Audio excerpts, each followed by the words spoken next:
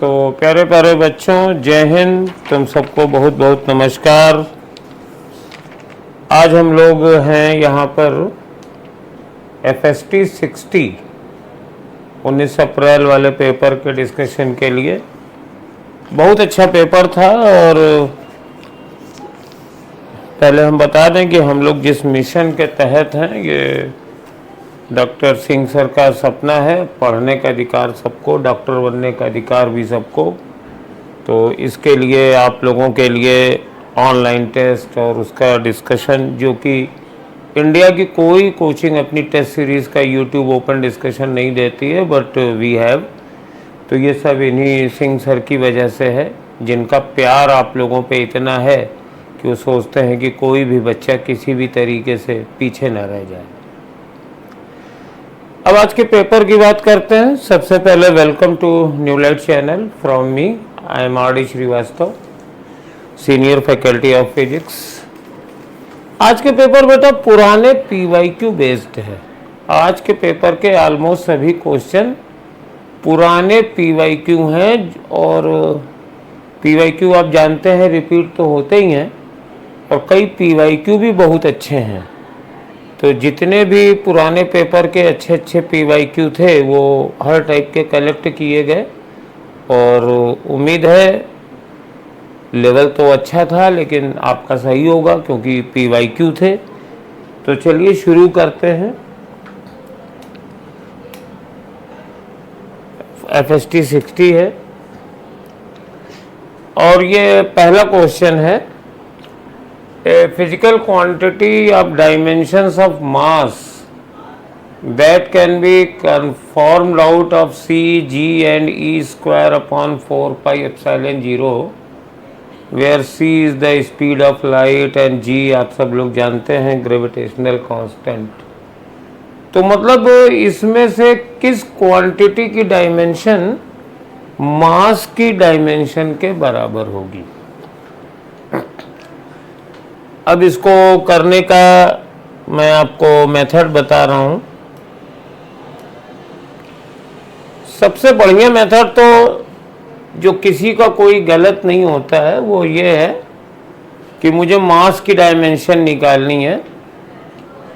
तो हमने लिख लिया मास इज इक्वल टू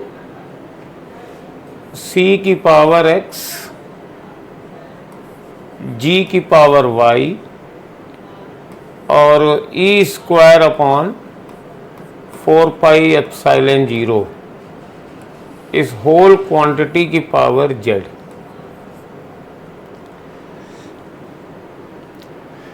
और अब हम दोनों तरफ की डायमेंशन लिख देंगे। मास की डायमेंशन तो मास ही होती है, L 0 हो जाएगा, T 0 हो जाएगा, और ये स्पीड ऑफ लाइट है तो LT -1 की पावर x हो जाएगा। और ये ग्रेविटेशनल कांस्टेंट है। तो ग्रेविटेशनल कांस्टेंट की डायमेंशन या तो याद हो या निकाल लो। ग्रेविटेशनल कांस्टेंट की डायमेंशन होती है m-1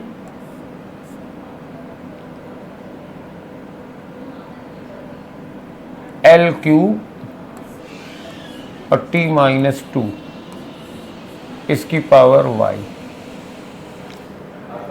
और E square upon 4 pi epsilon 0। तो इसकी तो डायमेंशन डेफिनेटली याद नहीं होगी, निकालनी पड़ेगी। तो इलेक्ट्रोस्टैटिक फोर्स होता है दो इलेक्ट्रॉनों के बीच में 1/4 पाई epsilon 0 E square upon R square. तो मुझे इसकी डायमेंशन चाहिए, तो इसकी डायमेंशन हो जाएगी फोर्स की डायमेंशन इनटू लेंथ स्क्वायर। तो ml³ T-2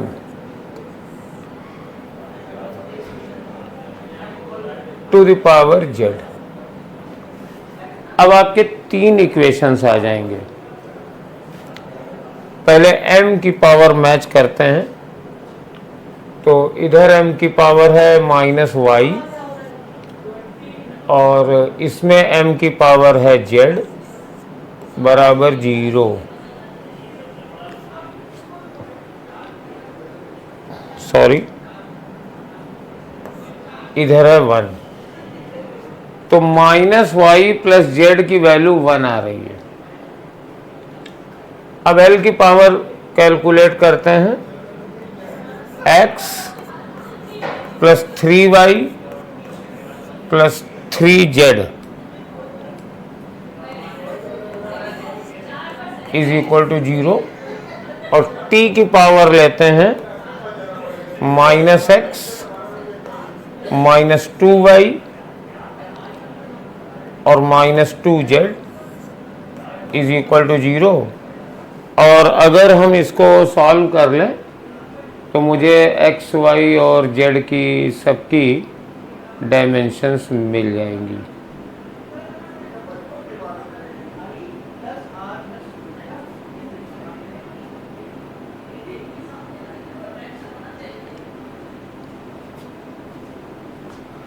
तो यहाँ पे अगर आप इसको सॉल्व करें तो सॉल्व करने का तरीका ये रहेगा कि आप तीनों इक्वेशन को जोड़ दीजिए। तो जब जोड़ेंगे तो x और x ऐड कर रहे हैं इन तीनों को, तो x और x 0 हो गया, माइनस वाई माइनस 2y और प्लस 3y 0 हो गया, z निकल आएगा, z और 3z, ये 3z है और ये माइनस 2z है, तो plus 2z is equal to 1 आया है, तो z इज इक्वल टू 1/2 आया है। यानी ई स्क्वायर अपॉन 4πε0 की पावर 1/2 होनी चाहिए। तो ये पहला वाला आंसर नहीं हो सकता है, क्योंकि इसमें ई स्क्वायर अपॉन 4πε0 की पावर 1 है। 1, 2, 3 हो सकते हैं। अब अगर z मालूम है तो y भी निकल आएगा, minus y plus 1/2 is equal to 1, तो minus y is equal to minus 1/2, तो y इज इक्वल टू 1/2 आ रहा है।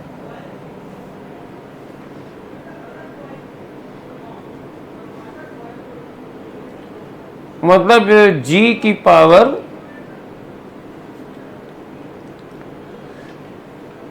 क्या मैंने कुछ गड़बड़ किए है?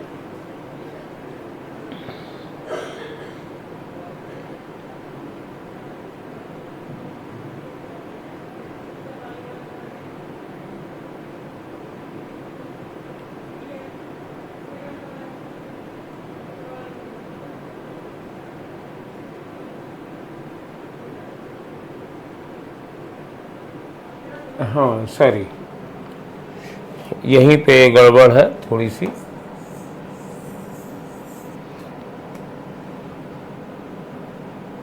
माइनस वाई बराबर 1 माइनस 1/2, तो माइनस वाई बराबर 1/2 आएगा, तो y की वैल्यू 1/2 आएगी।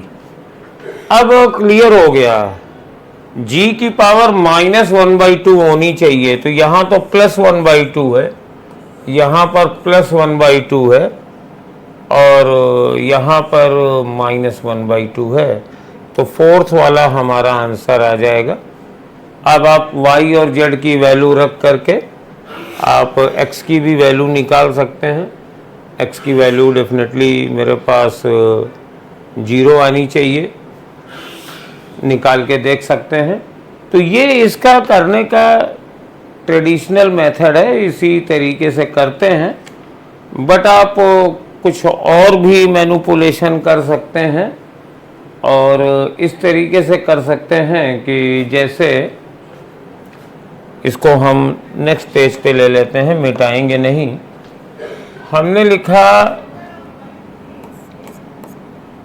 f बराबर 1/4πε0 e square upon r square, और एफ होता है M into L T minus to.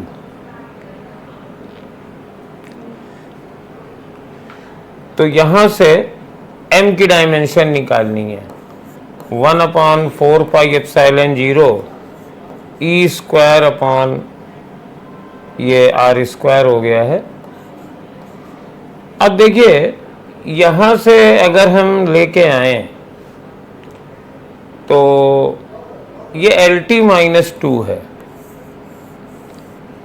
और एल टी माइनस टू होता है एक्सेलरेशन। ये हो गया L cube t minus to, और ये है 1/4πε0 ई स्क्वायर, बस बचा क्योंकि आर की डायमेंशन ले आए। अब मेरे को जी चाहिए, तो एफ बराबर होता है G m square upon l square.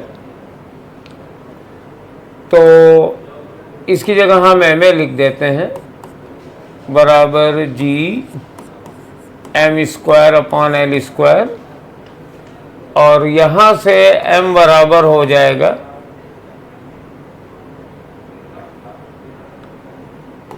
L, एक m से ये कट गया, L t minus two upon g, और ये L क्यूब हो गया। तो L cube t minus two की जगह हम लिख देंगे m बाई जी।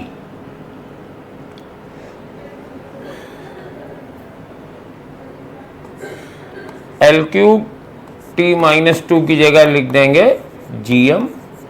तो यहाँ पे अगर आप जीएम लिखेंगे तो जीएम स्क्वायर बराबर 1/4πε0 ई स्क्वायर आ गया। जी को नीचे ले जाइए, एम का अंडर रूट ले लीजिए। लेकिन आई विल नॉट सजेस्ट कि आप इस मेथड से क्वेश्चंस को करें, क्योंकि जनरली इतना मैनिपुलेशन करने में वहाँ पे टाइम लग जाता है। बेसिकली जो यूट्यूब सॉल्यूशंस होते हैं या टीचरों के ट्रिकी सॉल्यूशंस होते हैं, वो आमतौर पे किसी ट्रिक पर बेस्ड है। स्टूडेंट्स उनसे बहुत ही ज़्यादा प्रभावित हो जाते हैं और वो उसी वे में सोचने की कोशिश करते हैं। लेकिन मेरे बच्चों, शॉर्टकट वो अच्छा होता है जो समय पे काम आए। तो आप एक लाइन के करने के चक्कर में 10 मिनट मत बर्बाद करिएगा। इस टाइप का क्वेश्चन आता है तो आप मान करके कर लीजिए। जितनी देर आपको इस मैनिपुलेशन में लगेगी, अगर ये क्वेश्चन पहले से किया हुआ नहीं है तो उससे जल्दी आप ट्रेडिशनल मेथड से आंसर निकाल लोगे। ये मेरा कहने का मतलब है। जैसे बताते हैं ना यूट्यूब में, हेलो गाइस ये है वो है, तो जो ये है जहाँ से वो आया है वो एक नॉर्मल स्टूडेंट के दिमाग में पहले से आता ही नहीं है एग्ज़ाम के प्रेशर में। तो उसको अपने फंडामेंटल पर बेस रहना चाहिए, और जितनी अगर वो क्वेश्चन पहले से किया हुआ है तब बहुत अच्छा तय बात है, लेकिन अगर नहीं किया है तो बेसिक से शुरू करना चाहिए। चलिए नेक्स्ट क्वेश्चन देखते हैं। ये भी PYQ है, पीछे पेपर में रेफरेंस भी दिया है किस PYQ से ये लिया गया है। ये एक यूट्यूब का क्वेश्चन है। A U-tube with both ends open to the atmosphere is partially filled with water aisle, which is immiscible with water, is poured into the one side of it stands at a distance of 10 mm above the water level on the other side. Meanwhile, the water rises by 56 centimeter from the original level, the density of the oil is. तो इसमें हम थोड़ा सा ऐसा करेंगे कि आपको यहाँ पर एक, पहले ये इनिशियल वाटर लेवल था, ये लिखा हुआ है ना इनिशियल वाटर लेवल, मतलब पहले यहाँ से यहाँ तक ये वाटर ही था। अब दोनों तरफ एटमॉस्फेरिक प्रेशर है, लिक्विड एक है, तो दोनों तरफ लेवल सेम रहेगा। फिर मैंने 10 millimetre above the water level which is immiscible with water is poured into one side until the stands at a distance of 10 mm above the water level on the other side। तो जब यहां से मैंने oil column डाला तो oil column water थोड़ा ऊपर चला जाएगा और ये पूरा कॉलम यहाँ से डाला जाएगा वो पूरा नीचे आ जाएगा। और ये कहा गया है कि फाइनल स्टेज में ये अब वाटर लेवल कहाँ से कहाँ तक है, अब वाटर का लेवल यहाँ से यहाँ तक है, जो मैं पिंक लाइन से बना रहा हूँ। ये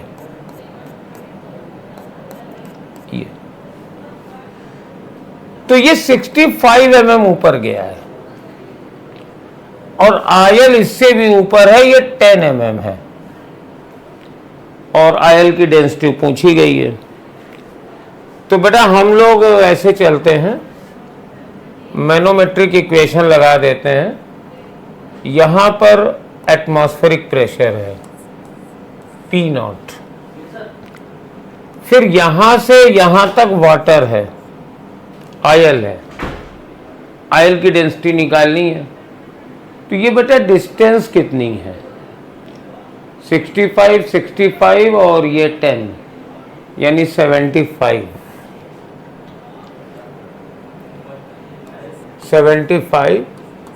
डेंसिटी इंटू जी, ये माइनस हो गया प्रेशर। फिर यहां से यहां तक वाटर ही है, तो जो प्रेशर यहां होगा वही यहां पे होगा, जितना घटेगा उतना बढ़ जाएगा। और इसके बाद फिर यहां तक वाटर और है, तो ये है 65 into 2 130 plus 130 into density of water multiplied by g, और बराबर हम फिर एटमॉस्फेरिक प्रेशर में पहुंच गए। अब इसको सिंप्लीफाई कर लेंगे, एटमॉस्फेरिक प्रेशर कट जाएगा, तो 130 into density of water into g बराबर 75 into density of oil into g. तो जी से जी कट दिया, ये दोनों भी यूनिट सेम है, तो density of oil will be 130 upon 75। अब डेंसिटी मुझे केजी पर मीटर क्यूब में चाहिए, तो वाटर की डेंसिटी होती है 10⁻³ kg पर मीटर क्यूब। अब इसको मल्टीप्लाई करेंगे तो काट सकते हैं, 5 से तो काट ही सकते हैं, तो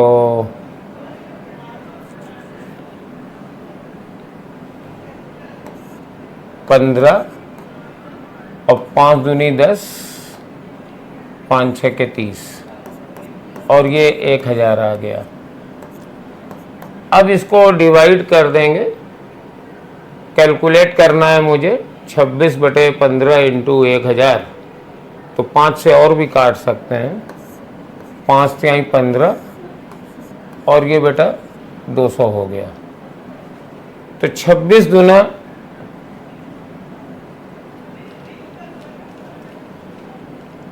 52 हो गया,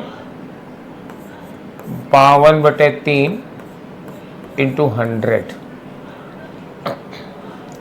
अब इसको 3 से काटेंगे। यहाँ पर हाँ एक है, देखो ये जो मैंने आयल कॉलम की लेंथ ली है बेटा, आयल कॉलम तो यहाँ से यहाँ तक है,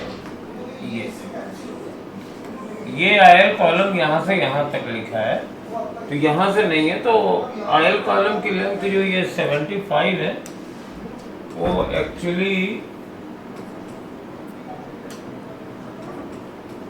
140 होगी।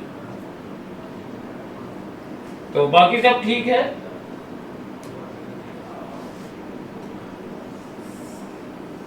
बाकी सब ठीक है और कोई दिक्कत नहीं है। जल्दी में मैंने आयल कॉलम की लेंथ यहाँ से ले ली थी 75, नहीं ऑयल कॉलम तो यहाँ से है, क्योंकि जब ये वाटर नीचे जाएगा तो ऑयल भी नीचे आ जाएगा। तो ये हो जाएगा 140 इंटू रो इंटू जी। तो जी ये कट जाएगा और रो मुझे कैलकुलेट करना है। तो रो बराबर 130 अपॉन 140 इंटू रो डब्ल्यू हो गया। तो ये कैंसिल हो गया और रो डब्ल्यू की वैल्यू 10⁻³ होती है। अब मुझे 13/14 करना है, तो मैं 13/14 करता हूँ, बिल्कुल प्रॉपर तरीके से करता हूँ।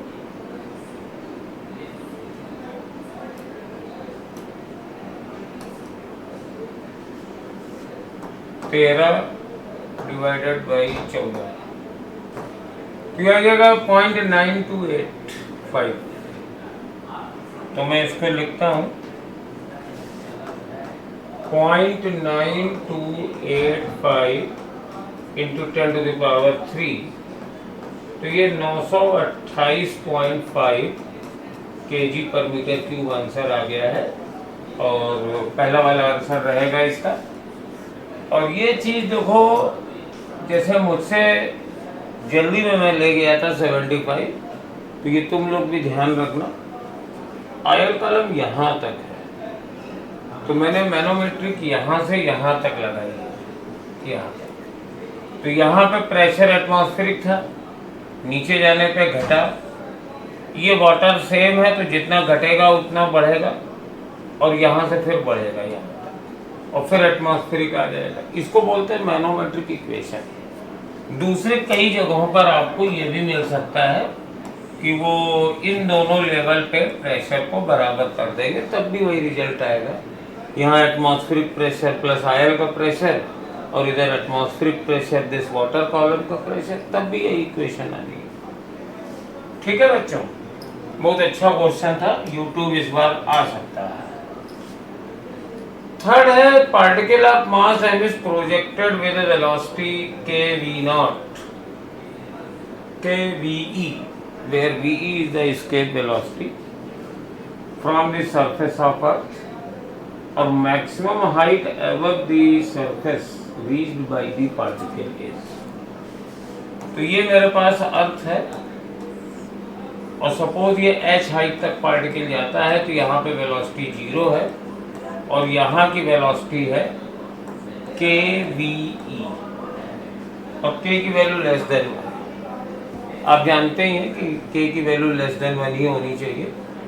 अगर k की वैल्यू ग्रेटर देन 1 हो जाएगी, जैसे 2ve या 3ve, तो पार्टिकल एस्केप कर जाएगा, फिर किसी मैक्सिमम हाइट तक नहीं जाएगा। अब वही अपना पुराना फंडा लगाते हैं, इन दोनों पे एनर्जी कंजर्वेशन। तो यहाँ की एनर्जी पोटेंशियल वाली कितनी है, अर्थ की सरफेस पे है, -gmm/r है, और यहाँ की काइनेटिक एनर्जी है 12m kve का स्क्वायर, और यहाँ पे पोटेंशियल एनर्जी है, h हाइट है -gmm/r+h,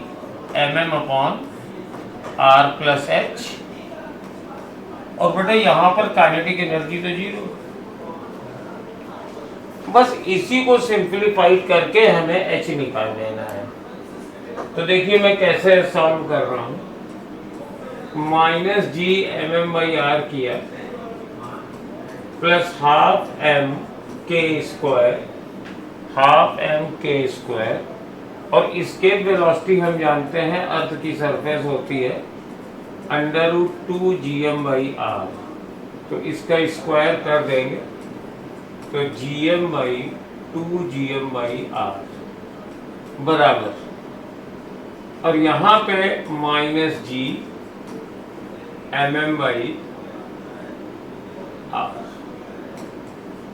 प्लस h। अब जो कुछ कटता है काट दीजिए, बहुत ही आराम से कट रही हैं कई चीजें।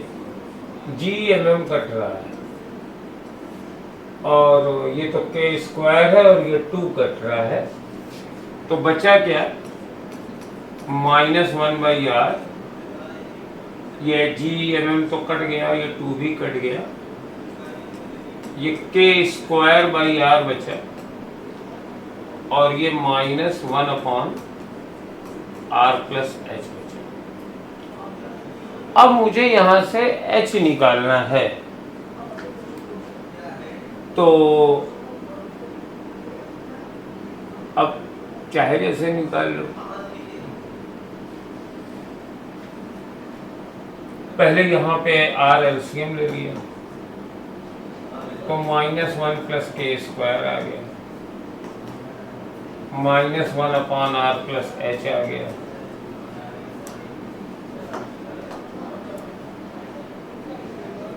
तो माइनस से मल्टीप्लाई कर दिया, 1 - k²/r बराबर 1/r प्लस h। अब बाकी अलजेब्रा है, r plus h upon r बराबर 1 - k², 1/1 - k²। ये हो जाएगा 1 प्लस h/r बराबर 1/1 - k²। तो जगह कम पड़ रही है, कोई बात नहीं, फिगर मिटा देते हैं, आगे कैलकुलेशन कर लेते हैं। तो h/r बराबर 1/1 - k² -1, तो h बराबर r टाइम्स, और यहाँ एलसीएम लिया 1 - k², तो 1 - 1 - k²। तो जब ओपन करोगे तो ये आ जाएगा r k² अपॉन 1 - k²। तो ये थर्ड वाला आंसर इसका सही दिख रहा है, यही आपके क्वेश्चन में भी दिया होगा।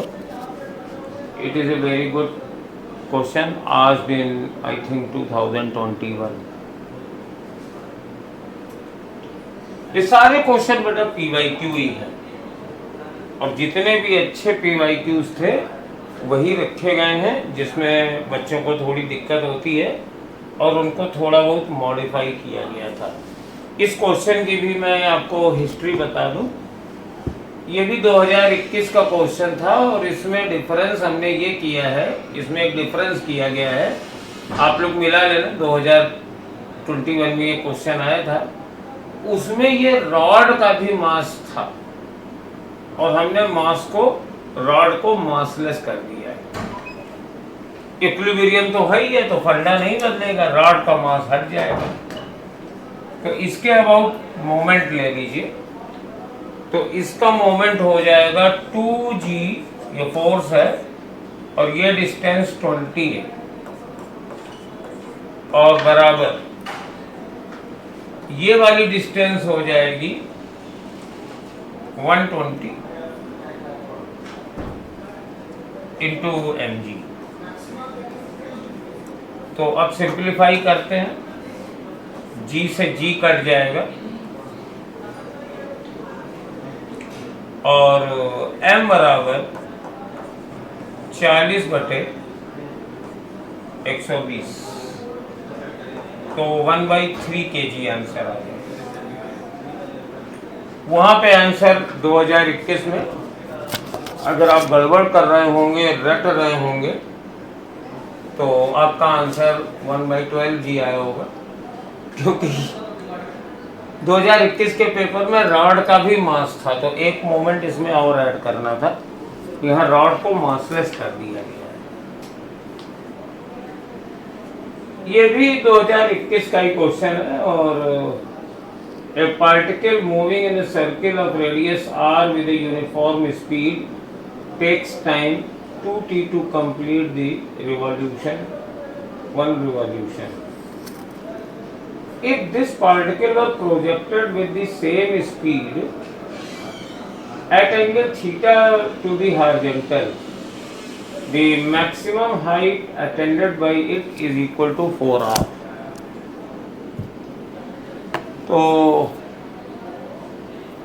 the angle of projection theta is given by, तो पहली बात तो इससे आप V निकालो।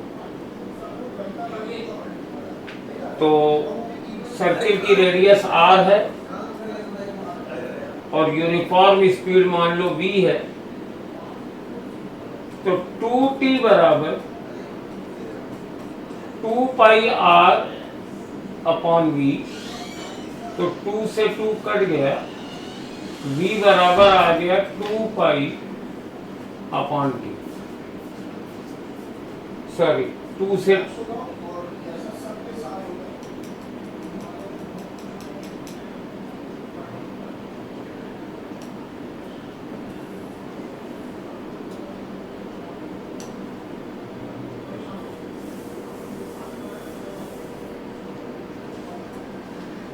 V बराबर 2 पाई R अपॉन 2T। तो 2 से 2 कट गया, V बराबर आ गया पाई R by T।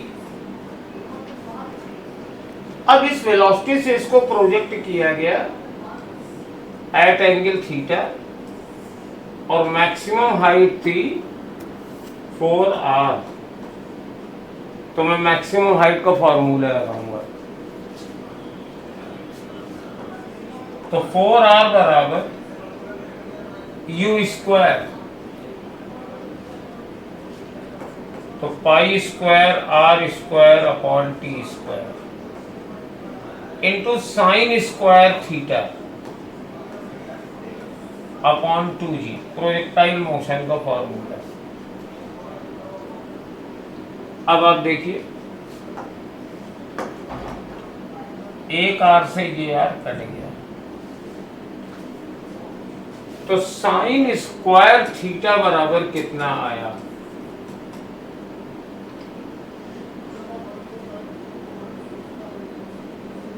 To ji into 4, तो 8G T स्क्वायर। 2G इधर 8G हुआ, ये T स्क्वायर हुआ अपॉन पाई स्क्वायर, एक R ये बचा हुआ है। तो साइन थीटा कितना हुआ? इसका अंडर रूट हो गया और थीटा हो गया साइन इनवर्स। तो थीटा बराबर sine inverse of 8G T square upon pi square R की पावर 1/2। तो थर्ड आंसर इसका सही आ रहा है। आप मिला सकते हैं, इसका आंसर थर्ड होगा। क्वेश्चन ये कहीं से कठिन नहीं था बाबू, और ये बिल्कुल दो चीजों को कॉन्सेप्ट मिलाया गया था। सर्कुलर मोशन से आप स्पीड निकालिए और उसे प्रोजेक्टाइल इक्वेशन में रख दीजिए। बस आपको दो फार्मूलों की जरूरत थी और ये भोकाल था एमटीए का। आंसर ऐसे दे दिए गए हैं कि देख करके डर लगे, लेकिन ये कहीं से कठिन नहीं था। दो ही तो फार्मूले लग रहा है, एक मैक्सिमम हाइट का और एक सर्किल वाला, वो भी यूनिफॉर्म सर्किल वाला, कोई कठिन भी नहीं था। चलिए नेक्स्ट क्वेश्चन चलते हैं।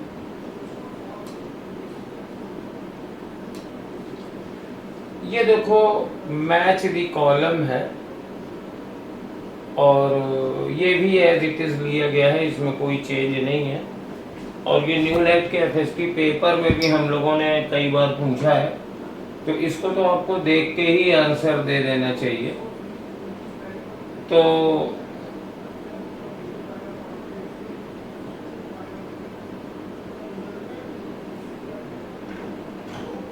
अब इसमें मिलाना शुरू करते हैं। पहले देखते हैं कि क्या कोई ऐसा ऑप्शन है जिसमें चारों रीजन डिफरेंट हो।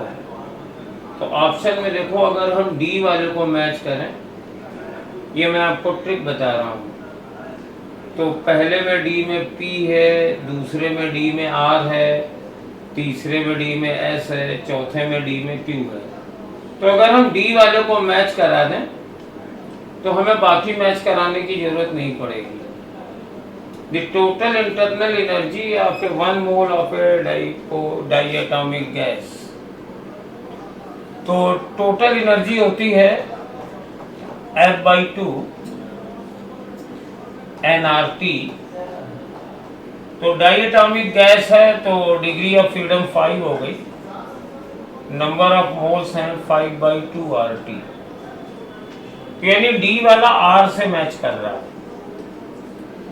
और डी वाला आर सिर्फ सेकंड ऑप्शन में है, तो सेकंड वाला मेरा आंसर हो जाएगा। ये असर्शन मैचिंग में ये बहुत ही कॉमन ट्रिक है बेटा, और इसमें आप आसानी से इसको मैच करा सकते हैं। बाकी आंसर आपको नहीं भी मालूम है तो भी चल जाएंगे और जल्दी भी हो जाएगा, या फिर एक एक करके मिलाते चलो। चलिए 7वां क्वेश्चन लेते हैं।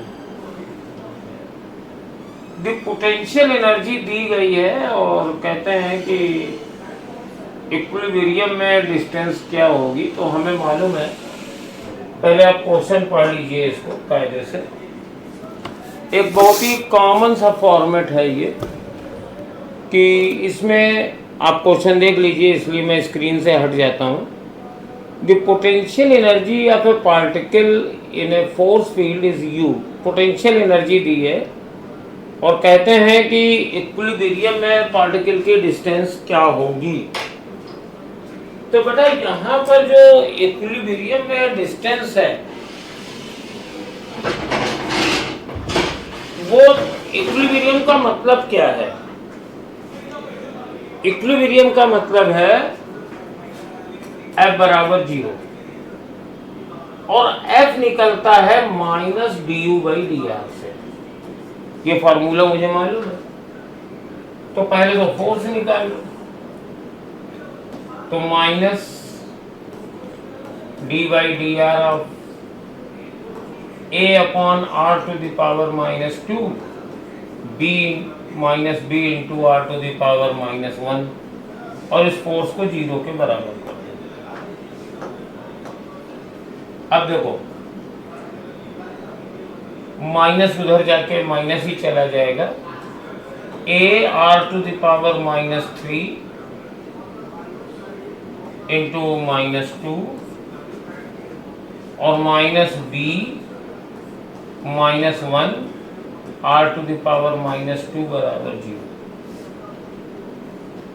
तो ये बना -2a/r³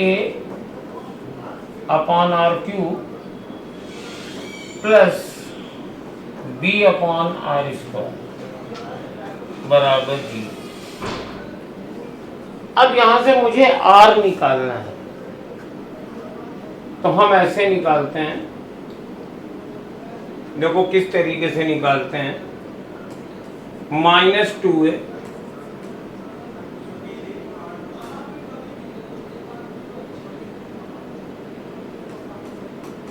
प्लस br बराबर 0, तो br बराबर 2a, r बराबर 2a/b। तो मेरे पास थर्ड आंसर आ रहा है, इसको आप दे दीजिए। गुड, चलिए नेक्स्ट क्वेश्चन पे आइए।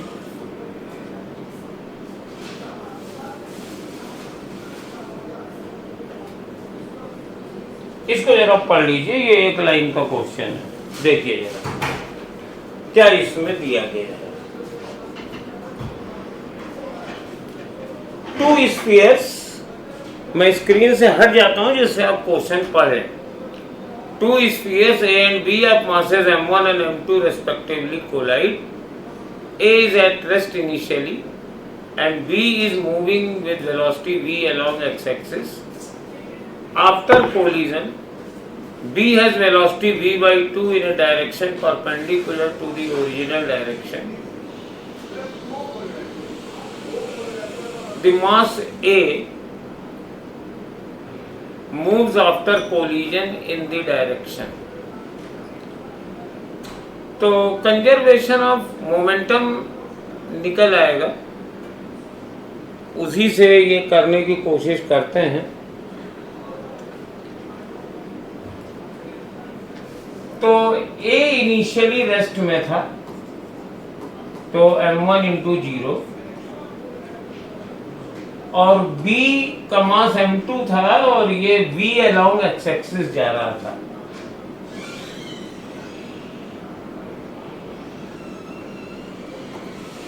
तो m2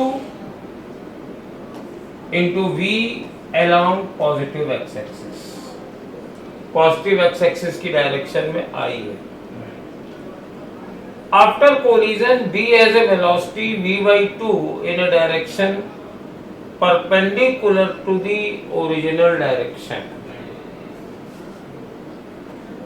तो कोलिजन के बाद m2 इंटू v/2 j हो जाएगी इनिशियल के परपेंडिकुलर, और a की वेलोसिटी पूछ रहे हैं, तो this is equal to m1v कह दिया हमने, मान लिया कोलिजन के बाद a की वेलोसिटी m1 है।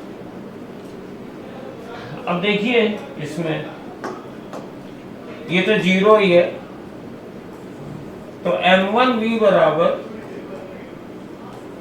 m2 v I minus m2 v/2 j। अब मेरे को डायरेक्शन चाहिए, सिर्फ मैग्नीट्यूड नहीं पूछा। तो जो इस, ये तो पॉजिटिव कांस्टेंट है, तो इसको ऐसे लिख दो m1 अपॉन m2 v बराबर v I माइनस 1/2 j। अब वेक्टर का कॉन्सेप्ट लगाओ, जो इस वेक्टर की डायरेक्शन होगी वही v की भी डायरेक्शन हो जाएगी, क्योंकि ये सब चीजें तो स्केलर हैं। तो डायरेक्शन हो जाएगी tan इनवर्स माइनस 1/2। तो ये थीटा, ये सेकंड वाला ऑप्शन आ गया।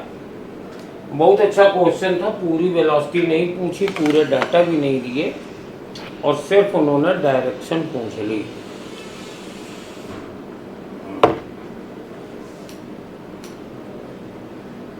नाइन्थ,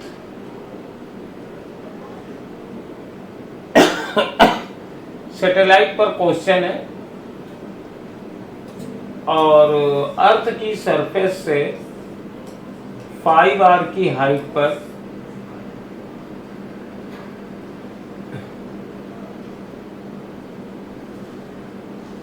ये जियो स्टेशनरी सैटेलाइट है, तो इसका टाइम पीरियड 24 आवर्स होता है। पुराना क्वेश्चन था, जियो स्टेशनरी अब कोर्स से भी हट गया है, बट PYQ था।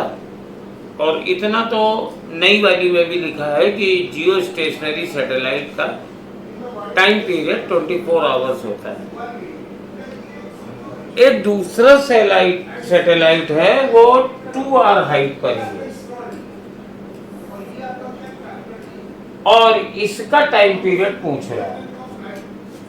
तो हम लोग फॉर्मूला लगाएंगे, t² प्रोपोर्शनल टू r3। तो पहले इसके लिए लिखो t², फिर इसके लिए लिखो 24 आवर्स का स्क्वायर बराबर, इसकी रेडियस बेटा 3r है, 3r का क्यूब, और इसकी रेडियस 6r है, 6r का क्यूब। अब सिंप्लीफाई कर लो, r से r कट जाएगा, ये 2 आ जाएगा, तो t² बराबर 24 का स्क्वायर अपॉन 2 का क्यूब यानी 8। अब मैं स्क्वायर रूट ले लेता हूं, तो t बराबर 24 अपॉन, और √8 होता है 2√2।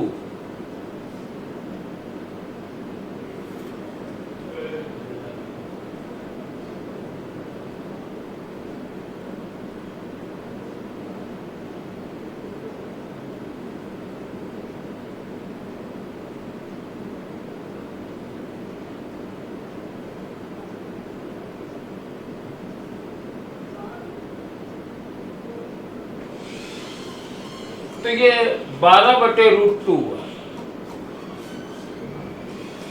और इसको लिख दिया 2 × 6/√2, तो ये 6√2 आ गया। फर्स्ट आंसर इसका आ जाएगा। But I am not feeling well, हाथ भी टूटा हुआ है, थोड़ा सा और भी प्रॉब्लम है, तो एनर्जी लेवल थोड़ा कम है, उम्मीद है माफ़ करना, और थोड़ा सा स्क्रॉल करके जल्दी जल्दी देख लेना। 10th, a ball is dropped from a height rise पर platform at t = 0 starting from rest. After 6 seconds another ball is thrown vertically downward from the same platform and two balls meet at 18 seconds. What is the value of v? तो ये कोई platform का हो चाहे ground करो, बहुत ऊंचा है, यहाँ से t = 0 पे u1 = 0 से एक बॉडी ड्रॉप कर दी गई। पहली सिचुएशन समझिए। 6 सेकंड के बाद यानी t = 6 सेकंड पे दूसरी बॉल फेंकी गई नीचे, लेकिन इसकी स्पीड v थी। 2 balls meet at second of 18वें सेकंड, यानी 18वें सेकंड पे जहां पर ये बॉल थी वहीं पर ये भी थी। तो हम क्या करेंगे, t = 8 सेकंड में ये बॉल कितनी गिरी है, ½ g × 18 का स्क्वायर। इसकी तो इनिशियल वेलोसिटी 0, और ये कितना गिरी है, v12, 2 इसकी इनिशियल वेलोसिटी 0 नहीं है, ut यानी vt, और t कितना है, अगर शुरू से 18 सेकंड है, ये 6 सेकंड के बाद है, तो इसको यहां तक आने में सिर्फ 12 सेकंड लगे। तो v × 12 ½ g × 12 का स्क्वायर। बस इससे v की वैल्यू कैलकुलेट हो जाएगी। तो v × 12 बराबर ½ g, 18 का स्क्वायर माइनस 12 का स्क्वायर। अब आप कैलकुलेट करिए, g की वैल्यू 10 ले लेंगे तो ये 5 आ गया, और ये आ जाएगा 18 × 18, या चलो फैक्टर कर देते हैं,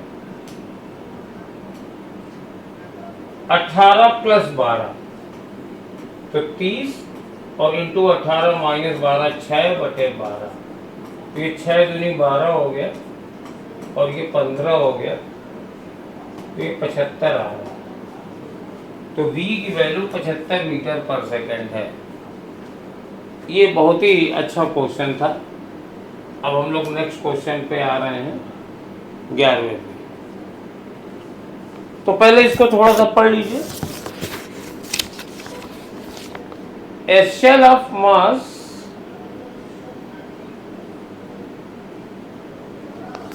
m is rest initially, explodes into 3 fragments having mass in the ratio 2:2:1. The fragment having equal mass fly along mutually perpendicular with speed v.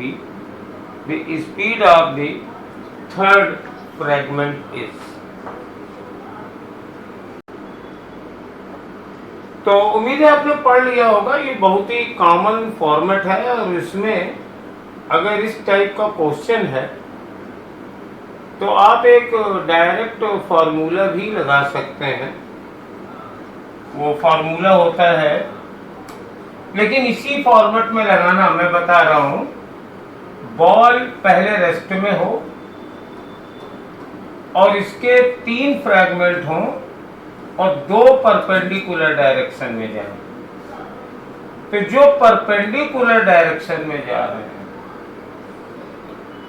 तो उनके मोमेंटम का सम, जैसे ये m1 है, ये v1 से गया, ये m2 है, ये v2 से गया, तो m1 v1, यहाँ तो दोनों की वेलोसिटी v है, और मासेस इनके 2 और 2 ले लेते हैं,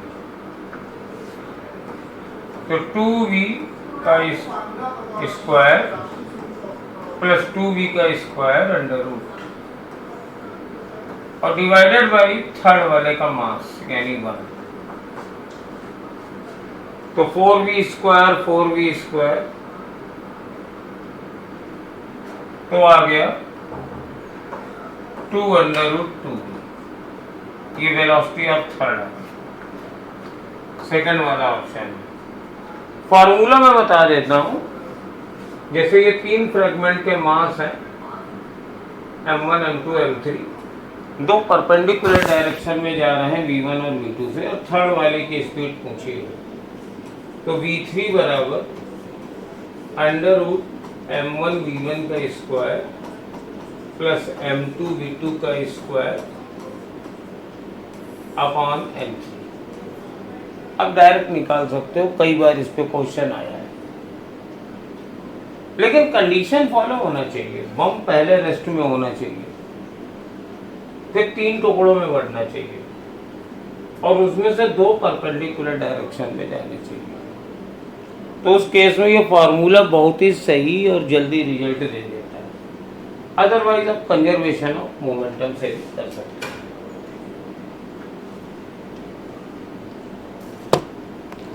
ये भी बहुत अच्छा क्वेश्चन है। The upper half and inclined plane of inclination theta is perfectly smooth. तो ये इंक्लाइन प्लेन थीटा है और इसके 2 पार्ट है। ये पहला वाला स्मूथ है और ये वाला रफ है।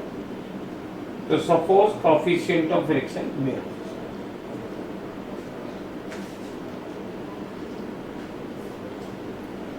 ये ब्लॉक यहां से मूव करता है 0 वेलोसिटी से, और जब ये नीचे आता है तो इसकी वेलोसिटी फिर 0 ही होती है। ये चीज दिया हुआ है। A block starting from rest at the top of the plane will again come to rest at the bottom. तो क्या हुआ होगा? पहले तो जी साइन थीटा से नीचे आएगा, ये यहां का एक्सेलरेशन होगा जी साइन थीटा, लेकिन फिर इसकी वेलोसिटी कम होने लगी है तो यहां रिटार्डेशन होगा, क्योंकि ये रफ पोर्शन पे फ्रिक्शन भी लगेगा। अब हम इसको एक लाइन में करते हैं। हम इसको वर्क काइनेटिक एनर्जी थ्योरम से करते हैं। तो change in kinetic energy from here to here 0 से चला 0 से पहुंचा, that is equal to 3 forces है। Work done by normal reaction, work done by gravity plus work done by friction. तो work done by normal reaction तो 0 होगा। क्यों 0 होगा? क्योंकि नॉर्मल रिएक्शन हमेशा वेलोसिटी के परपेंडिकुलर है। वर्क डन बाई mg, तो mg, और ये पूरा यहां से लगा है तो इसका ये फोर्स की डायरेक्शन में डिस्प्लेसमेंट कितना है? ये लंबाई आप L मान लीजिए, तो ये हो जाएगी 2L साइन थीटा। तो 2L sine theta minus friction खाली यहीं तक लगेगा। कितना होगा friction force? Mu mg cos theta.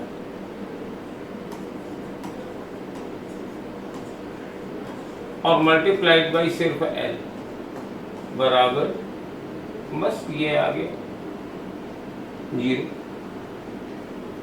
अब इससे आपको म्यू निकालना है तो कर लीजिए। mg 2L साइन थीटा बराबर mu mg L cos theta. तो एम जी कट गया, एल भी कट गया, तो म्यू की वैल्यू चाहिए, तो म्यू बराबर 2 tan थीटा है। अब इस क्वेश्चन की भी हम एनालिसिस कर लें। ये बहुत ज़रूरी है कि आप क्वेश्चन को समझें, क्योंकि आज के ज़माने में बहुत ज़्यादा यूट्यूबर बहुत ज़्यादा क्वेश्चन बता रहे हैं। इसको लंबे तरीके से भी किया जा सकता है, फोर्सेस वगैरह को लेकर के। वर्क पावर एनर्जी एक लाइन में आंसर दे रही है, और मोस्टली ऐसे क्वेश्चन उसी से किए जाते हैं। चलिए अब नेक्स्ट क्वेश्चन में आते हैं। 13वां क्वेश्चन करते हैं।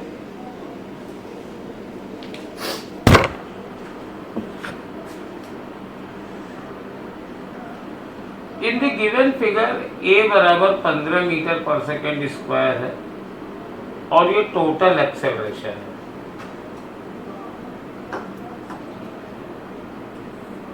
ये वैल्यू 15 है,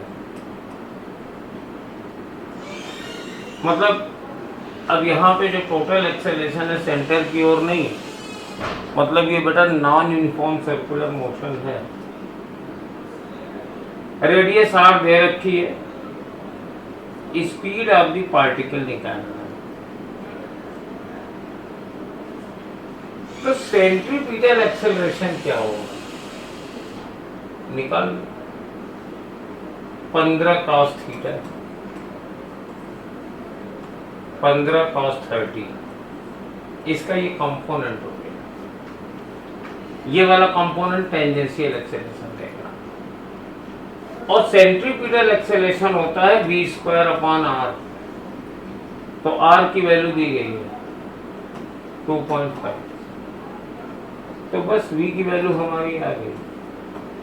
v² बराबर 15 इंटू 2.5, और cos 30 होती है √3/2।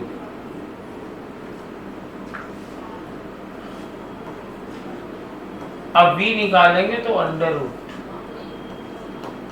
7.5 इंटू 2.5 √3, ये आपको निकालना पड़ेगा। थोड़ी सी कैलकुलेशन कर लीजिएगा, और 5.7 मीटर पर सेकंड इसका आंसर आ रहा है लगभग।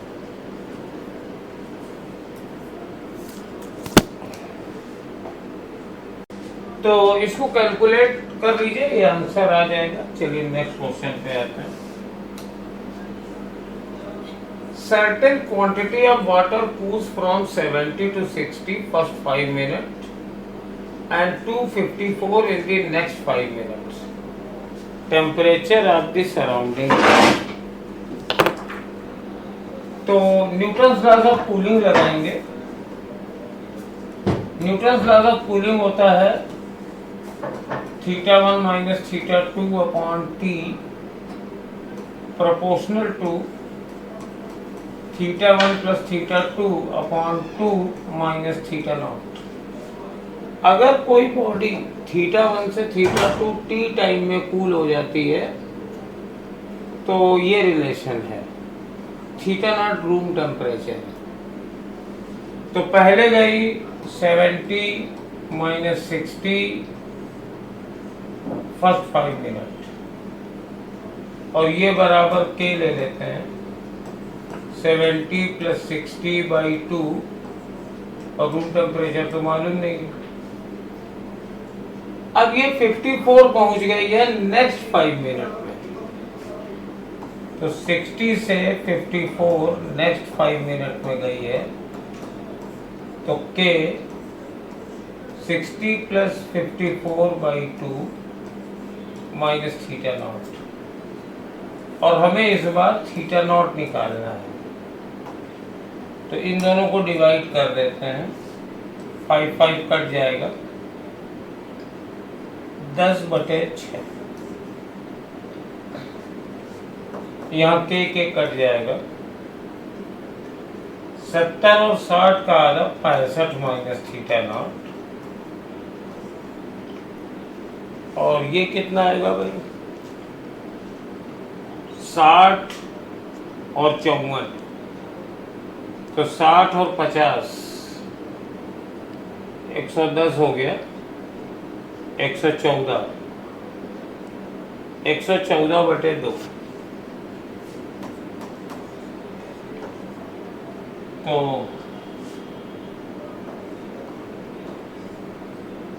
2 पंचे 10, 2 सत्ते 14, 57 माइनस थीटा नॉट। अब इस इक्वेशन से तुम्हें थीटा नॉट निकालना है।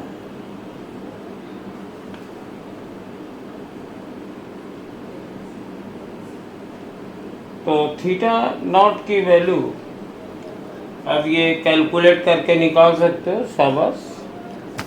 और ये 45 डिग्री आ जाएगी। मैं बिना कैलकुलेशन किए बता दे रहा हूँ, आंसर देख के साफ बात बताएं, क्योंकि यहाँ से क्रॉस मल्टीप्लाई करके कैलकुलेशन करके थीटा नॉट निकालने में कोई दिक्कत नहीं है। चलिए नेक्स्ट क्वेश्चन पे आते हैं। थर्मोडायनेमिक्स का क्वेश्चन है, ratio of work done by the gas along the path BC to path CD। तो बेटा BC पाथ में तो कोई वर्क डन होगा ही नहीं, क्योंकि ये कांस्टेंट वॉल्यूम है। हमें निकालना है ratio of work done path BC upon path CD। तो ये तो 0 है, ये 0 नहीं है, लेकिन कुछ भी आ जाए आंसर तो 0 ही रहेगा, तो फोर्थ ऑप्शन हो जाएगा। कुछ करना ही नहीं था इस क्वेश्चन में।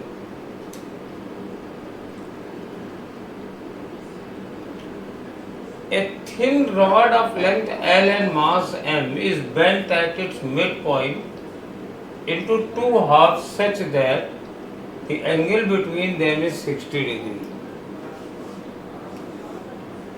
तो ये थिन रॉड थी, लंबाई L थी, मास M था, मिडिल पॉइंट से बेंट कर दिया,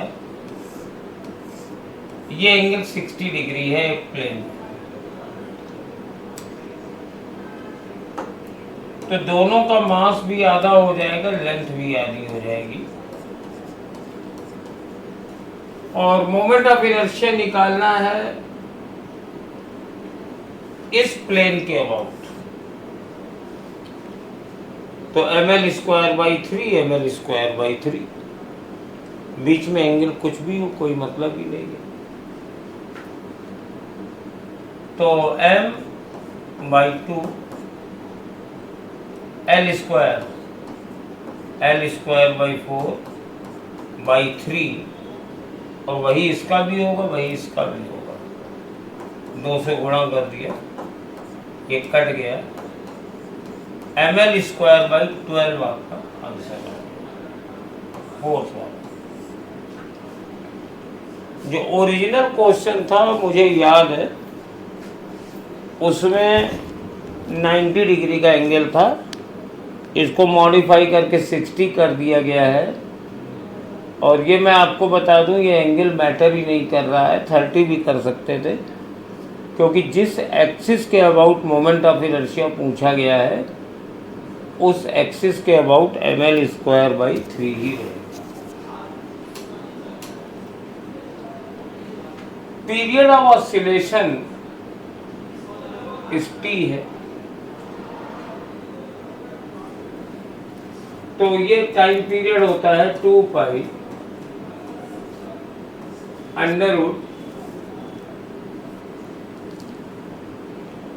√m/k होता है स्प्रिंग पेंडुलम में।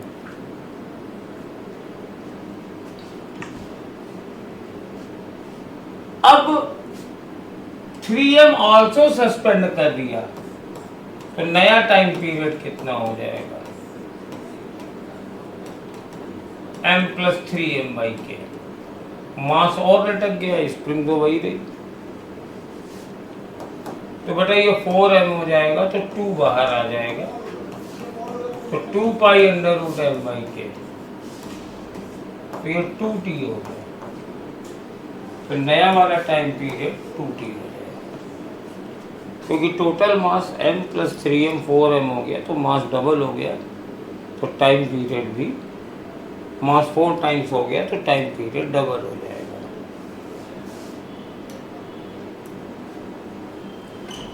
Velocity of sound in any gas depends upon, तो density and elasticity of gas, यही फार्मूला होता है, V बराबर √E/ρ, एक जनरल फार्मूला होता है। बाकी वेवलेंथ और फ्रीक्वेंसी ये सब वेव की प्रॉपर्टी होती है।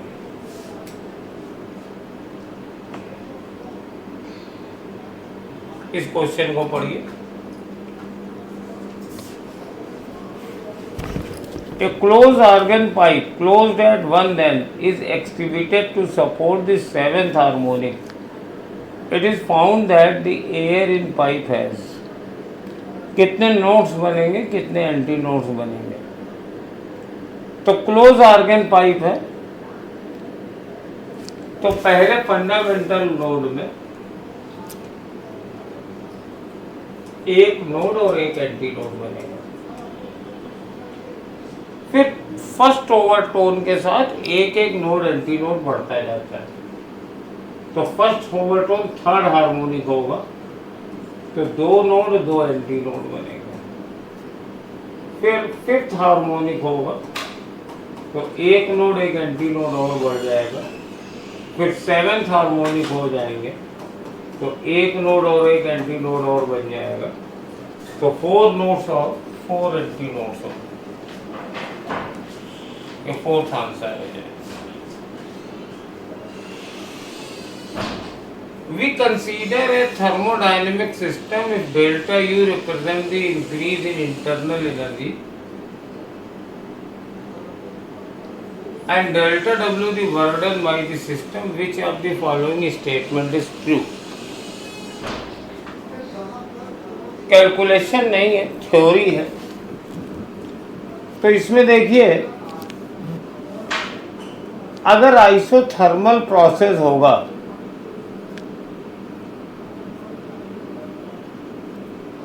तो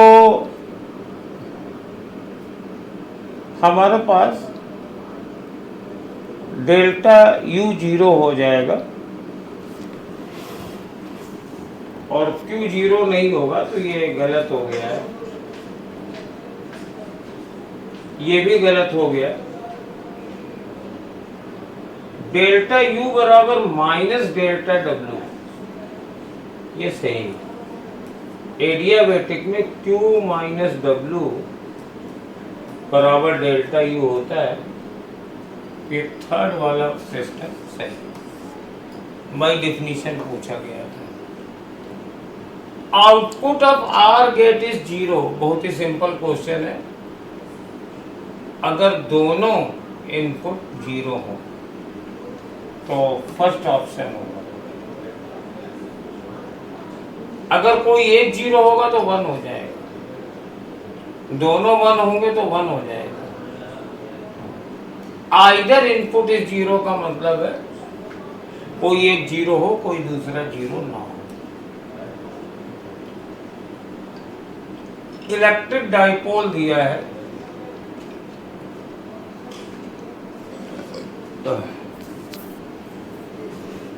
यहां पर थोड़ा सतर्क रहना।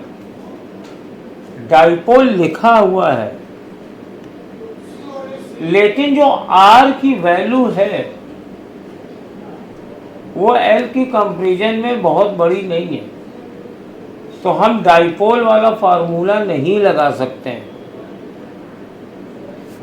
यहाँ पे L बराबर 3 है और R बराबर 5 है, तो L is not much less than R।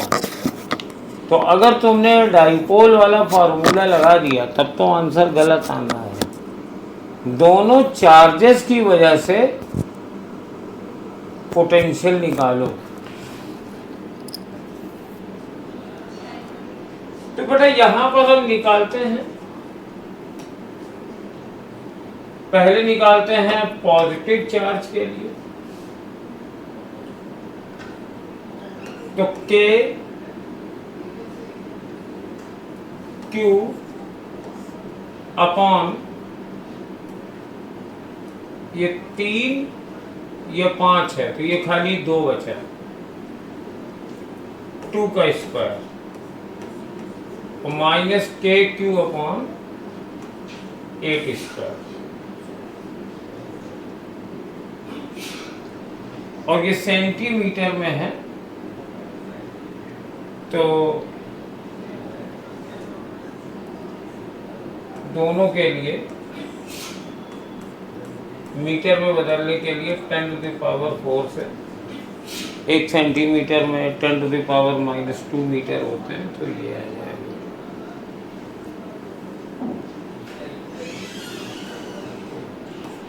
तो k q upon 4 minus k q upon 64 into 10 to the power 4।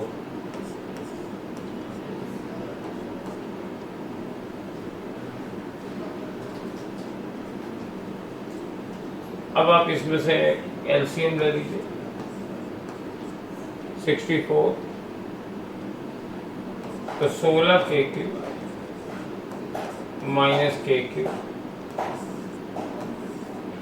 Into 10 to the power 4, तो 15 के क्यू अपॉन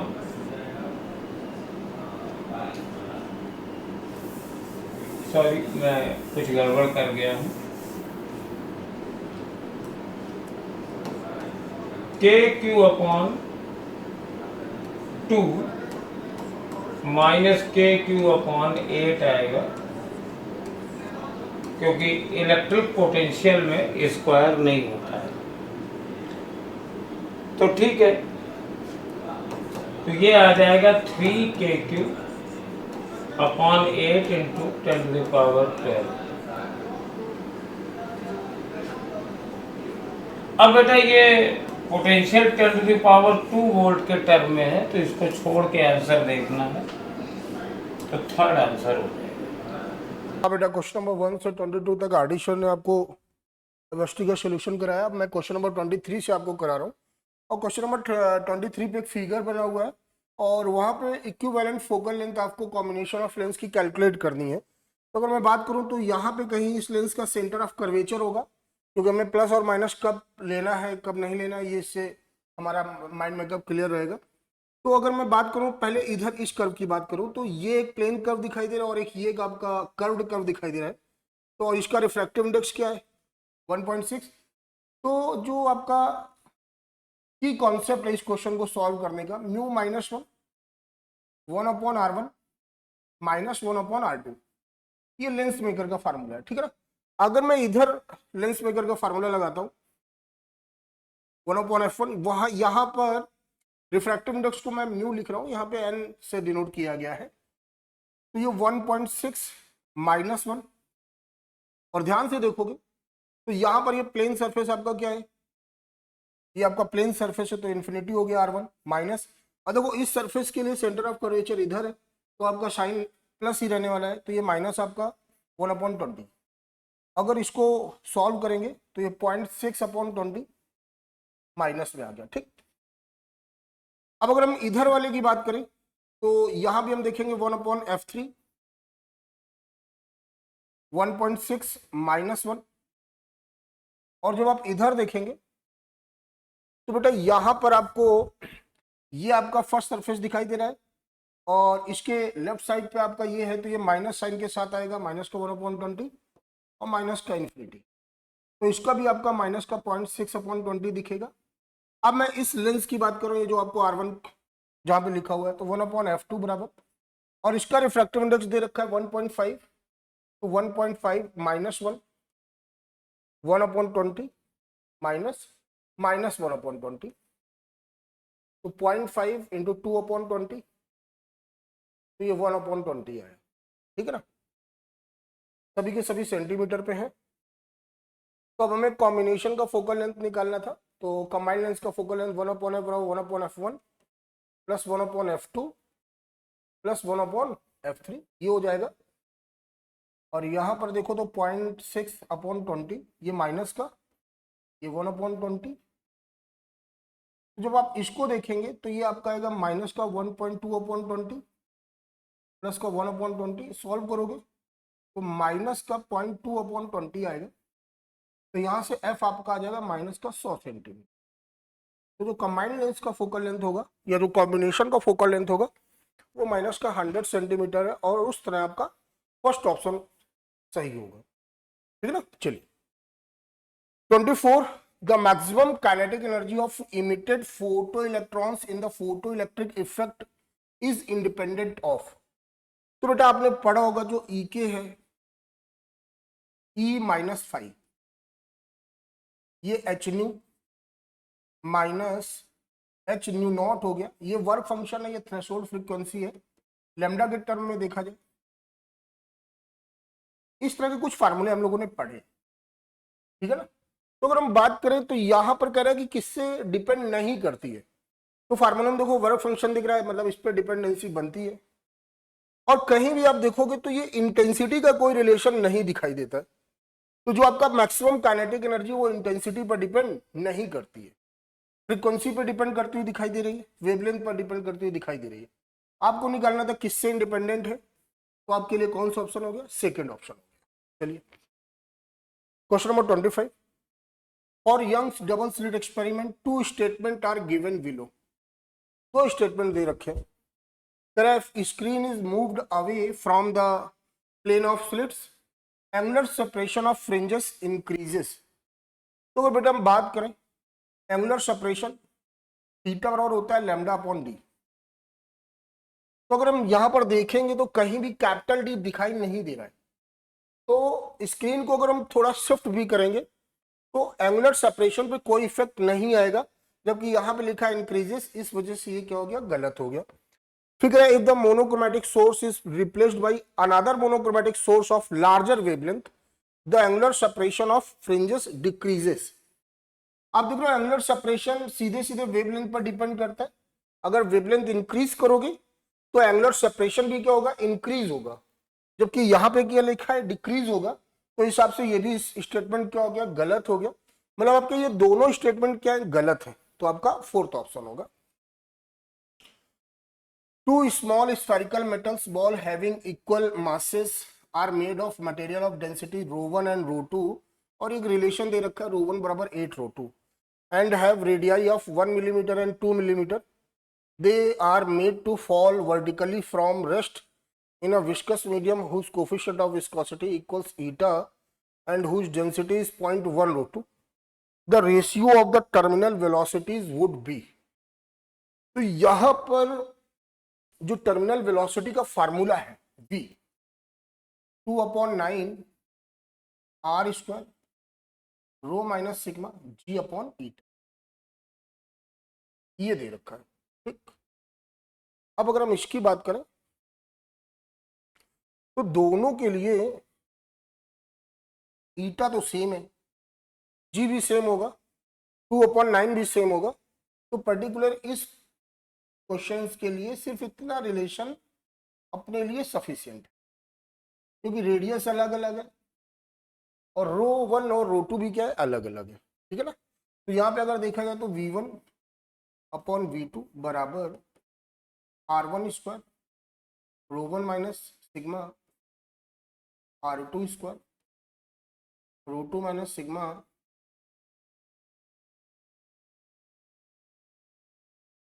ये 1 मिलीमीटर है, ये 2 का स्क्वायर 4 मिलीमीटर स्क्वायर कैंसिल हो गया। ρ1 कितना दे रखा है, 8 ρ2, और ये जो सिग्मा दे रखा है डेंसिटी ऑफ लिक्विड है, और डेंसिटी ऑफ लिक्विड दे रखी 0.1 ρ2 अपॉन ρ2 माइनस 0.1। तो बेटा ऊपर सॉल्व करने पे आ रहा है 7.9 ρ2 और नीचे आ रहा 4 इंटू 0.9 रो टू से रो टू कैंसिल हो गया, 79/36 ये आपका हुआ। तो आपका फोर्थ ऑप्शन हो गया। तो 26 का आपका फोर्थ ऑप्शन सही होगा। अगला क्वेश्चन, कॉलम फर्स्ट है और कॉलम सेकंड है, हमें मैच करना है। बेटा ड्रिफ्ट वेलोसिटी, तो ड्रिफ्ट वेलोसिटी वीडी बराबर हम लोगों ने पढ़ा है ए टाउ, और ए होता है एक्सीलरेशन, वो हो गया E/m टाउ, और ऐसा मेरे को दिख रहा है आर पे, तो ड्रिफ्ट वेलोसिटी की मैचिंग किसके साथ हो गई? आर के साथ। इलेक्ट्रिक रेसिस्टिविटी रो बराबर हम लोगों ने पढ़ा है E/J, एस के साथ दिख रहा है। रिलैक्सेशन टाइम आर बराबर एक बेसिक फार्मूला होता है ml/ne² ए टाउ, और यहां पे जो टाउ है वो ml/ne² ए आर होगा, और अगर इसको हम लिखना चाहें तो m/ne² RA/L भी लिख सकते। और ये बेटा आपका स्पेसिफिक रेजिस्टेंस या रेसिस्टिविटी रो लिखा है, तो यहां पर हम लोग लिख सकते हैं m/ne² रो, ये भी लिख सकते हैं। तो ये आपका ऐसा कहां पे दिख रहा है? पी पे दिख रहा है। और करंट डेंसिटी J बराबर होता है I/A, और I होता है NE/AVD/A, ए से कैंसिल हो गया तो NEVD, ये क्यों दिख रहा है? अब देख लेते हैं कहां पे लिखा है। ए का आर हो गया, बी का एस हो गया, सी का पी हो गया, डी का क्यू हो गया, फोर्थ ऑप्शन दिख रहा है। तो 27 का आपका फोर्थ हो गया। बेटा question number 28, a metallic rod of mass per unit length 0.5 kg/मीटर, ये मास नहीं दे रखा है, मास पर यूनिट लेंथ दे रखा है m/L, is lying horizontally on a smooth inclined plane which makes an angle of 30 degree with the horizontal. The rod is not allowed to slide, मतलब rod slide नहीं कर रही है, वो रेस्ट पर है। और रेस्ट का मतलब इक्विलिब्रियम, इक्विलिब्रियम का मतलब हॉरिजॉन्टल या मतलब अलोंग द इंक्लाइंड प्लेन और परपेंडिकुलर टू इंक्लाइंड प्लेन, क्या होगे? नेट फोर्स क्या होगा? जीरो होगा। By flowing a current through it when a magnetic field of induction 0.25 tesla vertically upward direction flowing in the rod to keep it its stationary. अगर हम बात करें तो ये आपका 30 डिग्री दे रखा है, यहां पे आपकी कोई रॉड होगी, ये आपकी रॉड होगी, ठीक ना। मैग्नेटिक फील्ड ये लगा हुआ है, ठीक। अगर हम बात करें तो मैग्नेटिक फोर्स का आपने फार्मूला पढ़ा होगा, Fm बराबर I L cross B, L cross B, L cross B. तो यहां पर जो मैग्नेटिक फोर्स आएगा ILB, वो इधर आएगा, ठीक। अगर ये 30 है तो ये भी बेटा क्या हो जाएगा? 30 डिग्री हो जाएगा। तो यहां पर जब आप देखोगे तो इसका जो कंपोनेंट लग रहा होगा ILB cos 30, थीटा के पास वाला कंपोनेंट, ये इधर लग रहा होगा। जबकि जो रॉड का वेट होगा, रॉड का वेट mg, तो जो इंक्लाइन प्लेन के अलोंग होगा, डाउनवर्ड होगा, वो हो जाएगा mg sin 30, ये हो गया। तो अगर हम अलोंग द इंक्लाइन प्लेन देखें तो एक फोर्स हमें, जो मैग्नेटिक फोर्स का कंपोनेंट वो अपवर्ड डायरेक्शन पे जाता हुआ दिख रहा है, और जो वेट का कंपोनेंट वो डाउनवर्ड डायरेक्शन पर है, और जो आपकी रॉड है वो स्लाइड नहीं कर रही है, मतलब अपवर्ड डायरेक्शन का फोर्स और डाउनवर्ड डायरेक्शन का फोर्स मैग्नीट्यूड में क्या होंगे? इक्वल होंगे। तो mg sin 30 बराबर IBL cos 30। यहां से अपने को निकालना क्या है? I निकालना है। तो I बराबर हो जाएगा m/L G tan 30 upon B, कुछ ऐसा रिलेशन बनता हुआ दिखा। अब यहां पे अगर वैल्यू रखी जाए तो m/L की वैल्यू दे रखी 0.5, G आपने 10 ले लिया, tan 30 आपका √3 होता है, 1/√3 होता है, सॉरी, और B आपका 0.25 है। देखो जीरो बढ़ाया, हटा दिया इस तरह, 25 से डिवाइड किया 2 आया, ये आ गया 20/√3। अब √3 की वैल्यू होती है 1.7 ले लेते हैं, ये आया। जब डिवाइड करोगे तो 1 टाइम्स जाएगा, 3 बचा, 30 हो गया, अभी भी 1 टाइम्स जा रहा, तो 11 पॉइंट समथिंग आएगा। क्योंकि ऑप्शन क्लोज नहीं दे रखे हैं तो हम फिर आगे कैलकुलेशन नहीं करेंगे, हमें अप्रॉक्स मिल गया 11.32, हमारा यही ऑप्शन होगा। तो अपना 28 का आपका फोर्थ ऑप्शन होगा। चलिए, the electrostatic force between the metal plates of an isolated parallel plate capacitor C having a charge Q and area A। देखो ये आपकी एक कैपेसिटर है, तो बेटा सिंगल प्लेट की वजह से यहां पर अगर इलेक्ट्रिक फील्ड देखा जाए तो E बराबर सिग्मा अपॉन 2 एप्सिलॉन नॉट। तो जो फोर्स होगा F बराबर E इंटू क्यू, F बराबर sigma Q upon 2 epsilon not, और सिग्मा बराबर आपने देखा है Q अपॉन A, तो ये आया Q square upon 2A epsilon not. ठीक है ना, ये कुछ फार्मूले दिखाई दिए जो भी प्लेट्स पे फोर्स लग रहा है, और दोनों प्लेट्स एक दूसरे पे इक्वल फोर्स लगाएंगी। तो देखो फार्मूले पे कहीं भी डी सेपरेशन ऑफ प्लेट्स पे डिपेंडेंसी नहीं दिख रही है, तो जो आपका पहला स्टेटमेंट है independent of distance between the plates, यही बात तो सही है क्योंकि वो डिपेंडेंसी नहीं दिख रही है, तो अपने को सही निकालना था यहाँ पे, तो हमारा पहला स्टेटमेंट क्या होगा, सही होगा।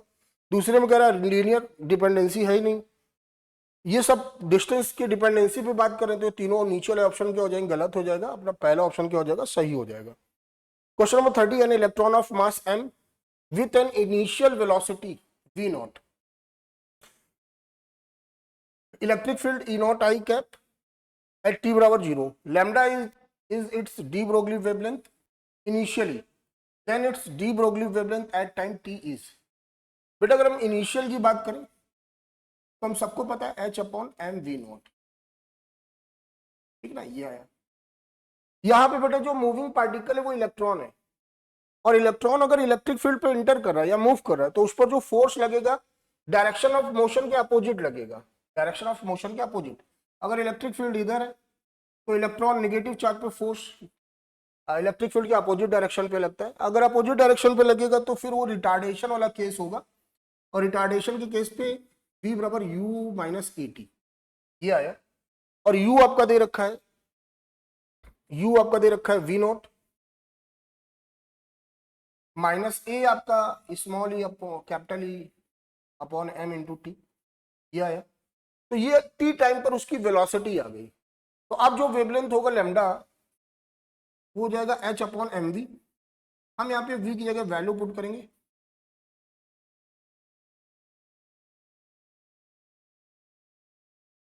क्या किया जाए, सॉल्व किया जाए। सबसे पहले m एलसीएम लेके कैंसिल कर दिया गया, अब हम लोगों ने एम वी नॉट कॉमन लिया, तो ये 1 minus small e capital E t upon m v naught आया। और ध्यान से देखो ये lambda upon h m sorry lambda naught बराबर h upon m v naught ये लिखा है, तो इसकी जगह पर हम लेमडा नॉट लिख सकते हैं अपॉन 1 माइनस ये आ गया, ये। तो हम अगर मैच करें तो हमारा थर्ड ऑप्शन दिख रहा है कि 30 का आपका थर्ड ऑप्शन होगा। चलिए अगला question, each magnet has magnetic dipole m which configuration had the highest net magnetic dipole। देखो मैग्नेटिक मोमेंट वेक्टर क्वांटिटी होता है, और दो वेक्टर क्वांटिटी अगर थीटा एंगल पर है तो रिजल्टेंट का फार्मूला होता है आर बराबर under root a square plus b square plus 2ab cos theta, ठीक है ना।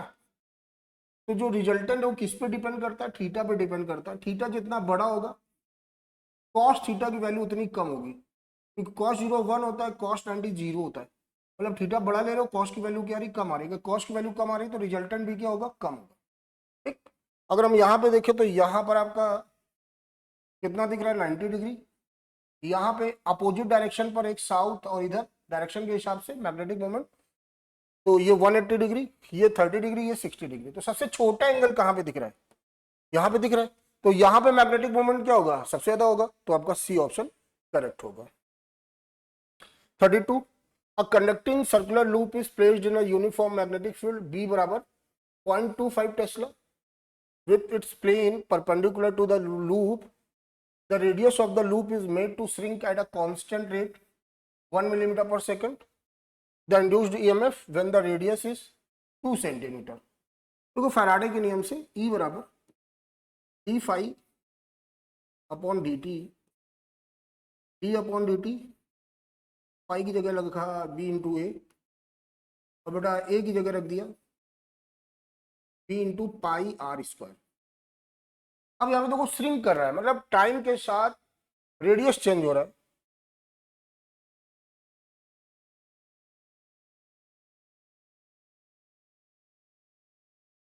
बाकी सब चीजें चेंज नहीं हो रहे, तो पार्शियल डिफरेंशिएशन जैसा कुछ करेंगे तो ये आया आपका, ठीक, कैलकुलेट करने पर। अब आपका बी कितना दे रखा है 0.025, पाई हो गया 2 हो गया। आर कितना दे रखा है बेटा 2 सेंटीमीटर है, मीटर में चेंज कर लो। D r upon d t ये दे रखा है, मिलीमीटर को मीटर में चेंज किया, ये है 2 2 4 हो गया। और 0.25 कैलकुलेट करोगे तो कितना आ जाएगा, ये आ जाएगा बच्चा 0.1 पाई इंटू 10⁻⁻5। तो ये 1 इंटू पाई इंटू 10⁻⁻6 आ जाएगा। तो ये पाई 10⁻⁻6 को माइक्रो लिख दिया, और यूनिट होता है वोल्ट, तो पाई माइक्रो वोल्ट हो जाएगा। तो आपका कौन सा ऑप्शन सही होगा, थर्ड ऑप्शन सही होगा। क्वेश्चन नंबर 32 का आपका third option. 33, a parallel plate capacitor is charged by connecting it to a battery through a resistor. If I is the current in the circuit, then in the gap between the plates। बच्चा अगर हम displacement current के बारे में पढ़ते हैं तो इसको किसी सोर्स से जोड़ दिया गया। तो जब हम सोर्स से जोड़ते हैं तो वायर पे जो करंट होती है वो कंडक्शन करंट होती है, ठीक। और लेकिन प्लेटों के बीच में जो करंट होती है वो आईडी होती है। और चार्जिंग करते टाइम ये जो कंडक्शन करंट है या ड्रिफ्ट करंट है या डिस्प्लेसमेंट करंट के क्या होती है, बराबर होती है। ओके, तो ये बराबर होती है क्योंकि यहां पे तो कोई सर्किट है नहीं, तो ये करंट बराबर होती है। तो वही आपसे रिलेशन पूछा था। तो जो आपका डिस्प्लेसमेंट करंट है वो magnitude wise direction as I ये क्या होगा, इक्वल होगा, ठीक है ना। तो आपका फर्स्ट ऑप्शन सही होगा। Question number 34। Question number 34, an arrangement of 3 parallel straight wires placed perpendicular to the plane carrying same current I along the same direction shown in figure, magnitude of force per unit length on middle। देखो कुछ इस तरह का है, यहाँ पे सब जगह इस तरह वायर है, ठीक, करंट आ रहा है। तो सभी वायर्स पे करंट की डायरेक्शन क्या होगी, सेम होगी। तो जब करंट की डायरेक्शन सेम होगी तो ये इसको अपनी ओर अट्रैक्ट करेगा, एक यहाँ पर फोर्स लग रहा होगा, ये वाला इसको अपनी ओर अट्रैक्ट करेगा, एक यहाँ पे फोर्स लग रहा होगा, ठीक। करंट की वैल्यू सेम है, डिस्टेंस सेम है, तो जो मैग्नीट्यूड होगा वो भी क्या होगा, सेम होगा।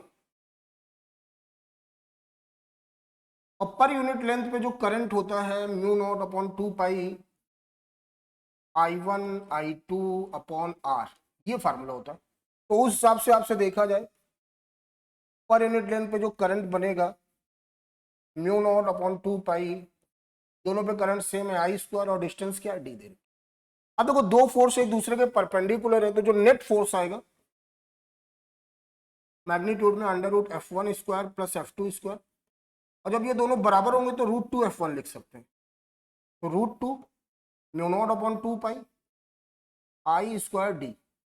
अब देखो √2 का मतलब होता है √2 इंटू √2, तो एक √2 से √2 कैंसिल होगा, तो ये बनेगा mu not I square upon √2 pi D square. Okay, और ऐसा कहाँ दिख रहा है, फर्स्ट ऑप्शन पे दिख रहा है। तो आपका 34 का आपका फर्स्ट ऑप्शन सही होगा। If Z1 and Z2 are the impedance of the given circuit A and B is shown in figure, the choose the correct option। बेटा सबसे पहली चीज ये देखोगे तो ये डीसी सोर्स है। ये कौन सा सोर्स है, डीसी सोर्स है। और डीसी सोर्स की फ्रीक्वेंसी क्या होती है, 0 होती है। और जब फ्रीक्वेंसी 0 होगी तो ये इंडक्टर है, तो यहां पर जब हम लोग एक्सएल निकालेंगे तो 0 आ जाएगा, क्योंकि फ्रीक्वेंसी 0 है, ओमेगा 0 है तो एक्सएल 0 होगा। तो यहां पर जो Z1 बनेगा वो R के बराबर होगा, और ये Z1 हो जाएगा 10 ओम, ये Z1 हो जाएगा 10 ओम, ठीक है। यहां पर ये AC सोर्स दे रखा है, तो भैया यहां पे तो हमको करना पड़ेगा। अच्छा ये C दे रखा है, क्या दे रखा है, C दे रखा है। जब ये C दे रखा है तो यहां पे हम XC निकालें, ओमेगा C। अच्छा ये सर्किट आपका CR सर्किट है, C और R, ठीक है ना। 1/2 पाई FC 1/2 पाई F 50 हर्ट्ज दे रखा है, और बेटा सी ये दे रखा है 10⁻³ upon pi into micro farad को बदल दिया फैरड पे। देख भाई पाई से पाई कैंसिल हुआ, ये 100 ये 5 ऊपर जाके बना 10, ये बन गया। अब ये सीआर सर्किट है, तो सीआर सर्किट की वजह से जो आपका इम्पीडेंस होगा Z2 √R² प्लस XC² होगा। ठीक, तो यहां पर R भी 10 दे रखा है, XC भी 10 दे रखा है, 10 का स्क्वायर, तो ये हो गया 10√2। तो ये दे रखा था 10 और वो दे रखा है 10√2, तो वैल्यू से साफ साफ पता चल रहा है Z1 is less than Z2। Okay, तो ये आपका फर्स्ट ऑप्शन होगा। ठीक है। 36 ABC are the voltmeter of resistor R 1.5R and 3R as shown in figure. When some potential difference is applied between X and Y, the voltmeter readings are VA, VB and VC। भाई मेरे ये parallel combination पे लगाए गए हैं, तो अगर इसका रेजिस्टेंस कितना लिखा है 1.5R और इसका रेजिस्टेंस क्या लिखा है 3R, नॉर्मल हम इनको एक सर्किट का रेजिस्टेंस कंसीडर कर लेना। अब यहाँ पे वोल्टेज क्या होगा, सेम होगा। जब वोल्टेज सेम होगा तो बेटा वोल्टेज सेम होने के लिए पक्का यहाँ पे करंट क्या होनी चाहिए, यहाँ पे 2I करंट होनी चाहिए और यहाँ पे करंट क्या होनी चाहिए, I होनी चाहिए। देखो तभी तो ये 3R आया है और ये 3R आया नहीं आया, और यहाँ पे टोटल करंट कितना आएगा 3I आएगा। अब हम यहाँ पे देखेंगे तो यहाँ पे वोल्टेज आ रहा है 3IR, यहाँ पे वोल्टेज आ रहा है 3IR और यहाँ पे वोल्टेज आ रहा है 3IR।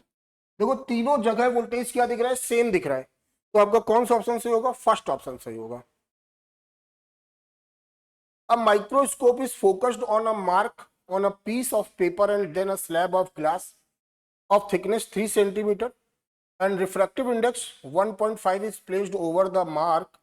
How should the microscope be moved to get the mark in focus again? तो यहाँ पे देखो जो ऑब्जर्वर है वो रेयरर मीडियम पे है, ऑब्जेक्ट आपका डेंसर मीडियम पे है, तो जो आपने शिफ्टिंग पढ़ी होगी, जो शिफ्ट हो रहा है कितना डेप्थ था, थिकनेस D 1 - 1/μ, ये आपने बेसिक फार्मूला पढ़ा होगा। तो D कितना दे रखा है 3 सेंटीमीटर, 1 - 1.5, 1 - 2/3, ये 1 सेंटीमीटर होगा। ठीक, और इसको कहा, क्योंकि आपका जो इमेज होगा वो ऊपर की ओर शिफ्ट होगा, तो माइक्रोस्कोप को आपको कहाँ फोकस करना होगा, ऊपर की ओर थोड़ा उठा के फोकस करना होगा, तो आपका right answer is second, 1 centimetre upward. 38 the monochromatic radiation emitted when electron of hydrogen atom jumps from first excited to the ground state irradiates a photosensitive material. The stopping potential is measured to be 3.57 volt. The threshold frequency of the material is, देखो यहाँ पर जो radiation of first excited to ground state है, अगर हम ground formula तो अभी फिलहाल हमारा ये रहेगा, अगर हम ग्राउंड स्टेट की बात करें तो E1 आपका आ गया माइनस का 13.6, फर्स्ट एक्साइटेड का मतलब n बराबर 2 होता है, 4 से डिवाइड करिए तो ये बेटा माइनस का 3.4 इलेक्ट्रॉन वोल्ट हो गया। अगर हम यहाँ पे E निकालें तो E2 - E1 जो भी रेडिएशन की एनर्जी है, तो इसको सॉल्व करने पर बच्चा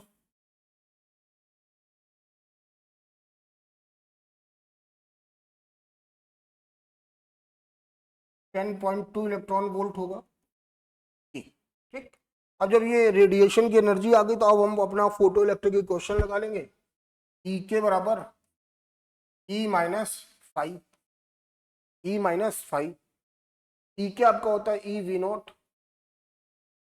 E आपका दे रखा है 10.2 इलेक्ट्रॉन वोल्ट -5, V0 की वैल्यू रखोगे तो ये 3.57 इलेक्ट्रॉन वोल्ट हो जाएगा, 10.2 - 5, तो यहाँ से 5 बराबर हो जाएगा 10.2 माइनस का 3.57, तो 5 बराबर, जब उसको सॉल्व करेंगे हम लोग तो ये 3 आने वाला है और ये 6 आ जाएगा और ये भी 6 आ जाएगा। और ये जो भी आया वो इलेक्ट्रॉन वोल्ट पे आया, ठीक। और 5 बराबर हम लोगों ने पढ़ा एच न्यू नॉट, क्योंकि थ्रेशोल्ड फ्रीक्वेंसी निकालनी है अपने को, तो ये एच न्यू नॉट हो गया। अच्छा ये जूल में होता है, तो इसको अपन लोगों ने चेंज किया जूल में, 1.6 इंटू 10⁻⁻19 से मल्टीप्लाई करके, तो न्यू नॉट बराबर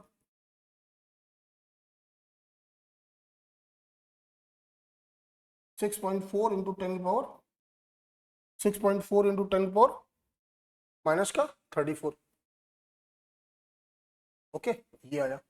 जब इसको हम लोग सॉल्व करेंगे बच्चों, तो सॉल्व करने पर क्या आ रहा है अपना, सॉल्व करने पर आप ध्यान से देखो तो ये वैल्यू लगभग बराबर दिख रही है, ये वैल्यू लगभग बराबर दिख रही है 6.6, तो ये कैंसिल हो गया, ये ऊपर जाएगा, तो यहां पर माइनस का 34 ऊपर जाके क्या हो जाएगा, प्लस का 34 हो जाएगा, और जब हम -19 के साथ सेट करेंगे इसको, तो 1.6 इंटू 10⁻15 हर्ट्स ये आ रहा है, ठीक है ना। तो ये आपका फर्स्ट ऑप्शन है। Question number 39 for P type semiconductor. भैया पी टाइप सेमीकंडक्टर पे जो मेजॉरिटी चार्ज कैरियर होते हैं, जो मेजॉरिटी चार्ज कैरियर होते हैं वो होल्स होते हैं। अच्छा, जब इंट्रिंसिक या प्योर सेमीकंडक्टर को एक्सट्रिंसिक या इम्प्योर सेमीकंडक्टर में बदलना होता है, तो हमारे पास डोपिंग की व्यवस्था होती है, और हम दो टाइप से प्योर को डोप कर सकते हैं, या तो ट्रायावैलेंट या तो पेंटावैलेंट। और जो भी डोपिंग का एटम होता है वो सेंटर में एटम बन जाता है, यहां पे डोपिंग एटम होगा, फिर यहां चारों तरफ उसके सेमीकंडक्टर के एटम होंगे। तो जब ट्रायावैलेंट लगाया जाता है तो देखो ये वैकेंट खाली हो, तो यहां पर पी टाइप बनाने में हमें कौन सा डोप मिलाना होता है, ट्रायावैलेंट मिलाना होता है एटम। जबकि अगर एन टाइप होगा तो वहां पर पेंटावैलेंट, वहां पे एक्सेसिव इलेक्ट्रॉन तभी बन पाता है ना। तो ये पी टाइप में इंफॉर्मेशन है अपनी बेसिक से। इलेक्ट्रॉन्स पहले ही गलत कर दिया, इलेक्ट्रॉन्स है ही नहीं, holes are majority carrier and trivalent atoms are dopant. तो आपका इसका कौन सा ऑप्शन से होगा, सेकंड ऑप्शन से होगा। तो 39 का आपका second option. A nucleus of mass number 189 is split into two nuclei having mass number 125 and 64, the ratio of radius of two daughter nuclei। हमको फार्मूला पता है, R बराबर R नॉट A की पावर 1/3। R नॉट आपका constant होता है, तो R proportional to क्या हो गया, A की पावर 1/3। तो R1/R2 बराबर A1/A2 की होल पावर 1/3। अब A1 आपका 125 दे रखा है और ये 64 दे रखा है, तो इसको हम लोग सॉल्व करेंगे तो ये आएगा 5/, तो आपका सेकंड ऑप्शन करेक्ट है। 41 two disc of same moment of inertia rotating about their regular axis passing through its center and perpendicular to the plane of disk with angular velocity ω1 and ω2, they are brought in contact face to face coinciding the axis of rotation, the expression for the loss of energy during this process। तो इसको हमको solve करने का तरीका पता होना चाहिए, लेकिन मैं बोलता हूँ कि फाइनली हमको रिजल्ट याद होना चाहिए। एक कैपेसिटर पे आपका एनर्जी लॉस आता है, ठीक है ना, कोलिजन में भी एनर्जी लॉस होता है, और यहाँ पर रोटेशन में भी एक एनर्जी लॉस होता है, ठीक है ना। तो यहाँ पे जो बेसिक है, तो law of conservation of angular momentum से अगर हम पहली वाली कंडीशन देखें तो इनिशियल एंगुलर मोमेंटम तो ये रहा होगा, जब एक साथ वो जुड़ गई तो फाइनल एंगुलर मोमेंटम कुछ ऐसा रहा।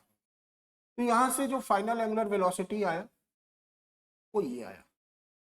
अब जो एनर्जी लॉस होगा वो के फाइनल माइनस के इनिशियल होगा, के फाइनल माइनस के इनिशियल होगा। के फाइनल में आपको half 2i omega dash square minus half i omega 1 square plus half i omega 2 square. अब हमें इसको सॉल्व करना होगा, अब हमें इसको सॉल्व करना होगा। अब इसको सॉल्व नहीं करना चाहिए मेरे हिसाब से, हमें रिजल्ट याद रखना है, क्योंकि सोल्यूशन में भी 5-6 लाइनें चली जाएंगी। तो हम सीधे अगर इसका डायरेक्ट रिजल्ट याद रखते हैं कि भैया अगर ऐसा कुछ है तो हमारा जो एनर्जी लॉस होता है वो कुछ इस तरह होता है, ये ठीक है ना।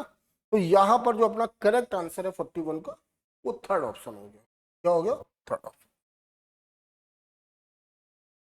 The width of depletion layer in PN junction diode is 500 nanometer and internal electric field is 6 into 10 to the power 5 voltmeter. What is the maximum kinetic energy which a conduction electron must have in order to diffuse from n side to p side? देखो बात करें, electric field दे रखा है, thickness दे रखी है, तो हम पहले ब्रेकडाउन वोल्टेज निकालते हैं और हम लोगों ने पढ़ा है E बराबर V अपॉन डी। तो ब्रेकडाउन वोल्टेज V बराबर हो जाएगा E इंटू डी। E आपका हो गया 6 इंटू 10 की पावर 5 और D आपका हो गया 500 नैनोमीटर, ये आपका है। तो 0.3 वोल्ट आया। अब अगर हमें काइनेटिक एनर्जी में बदलना है तो जो काइनेटिक एनर्जी होता है वो होता है Q इंटू वी होता है, बेसिक फार्मूला होता है Q इंटू वी। अब यहाँ पे इलेक्ट्रॉन मूव कर रहा है तो E हो गया और V आपका हो गया 0.3, तो यहाँ पे बन गया 0.3 इलेक्ट्रॉन वोल्ट। ये कुछ इस तरह की कहानी चलती है यहाँ पे। तो 42 का आपका सेकंड ऑप्शन सही है। 42 का आपका कौन सा ऑप्शन सही? Second option. 43 the Brewster's angle i b for light ray going for medium one to another. तो ब्रूस्टर्स लॉ आपने पढ़ा होगा, tan आई बी बराबर म्यू, और म्यू को लिख सकते हैं mu two upon mu one. तो tan आई बी बराबर 2 अपॉन 1, तो आई बी बराबर tan इनवर्स 2। ओके, तो आपका कौन सा ऑप्शन से होगा? थर्ड ऑप्शन से होगा। तो 43 का आपका third option. 44 a screw gauge had least count 0.01 millimeter and there are 50 divisions in its circular scale. The pitch of the screw gauge, बेटा जो हमें लीस्ट काउंट निकालना होता है तो हम बोलते हैं कि pitch upon number of divisions on circular scale. अब यहां पे हमें पिच निकालना था तो बेटा लीस्ट काउंट पे क्या करोगे? मल्टीप्लाई करोगे। तो ये आपका 0.5 मिलीमीटर आ जाएगा, 0.5 मिलीमीटर। तो इस हिसाब से आपका 44 का आपका फर्स्ट ऑप्शन होगा। बेटा मैच करना है, जो करंट लॉ है वो चार्ज पर कंजर्वेशन पर बेस्ड है। तो यहां पे देखते हैं कंजर्वेशन ऑफ चार्ज आपका थर्ड उस पर लिखा है, और जो किरचॉफ का वोल्टेज लॉ है वो एनर्जी पर है। तो देखते हैं एनर्जी कहां लिखा है, सेकंड नंबर पे लिखा है। कैपलर्स एरियल लॉ आपका कंजर्वेशन ऑफ एंगुलर मोमेंटम पर होता है, डी अपॉन डी टी बराबर एल अपॉन 2m।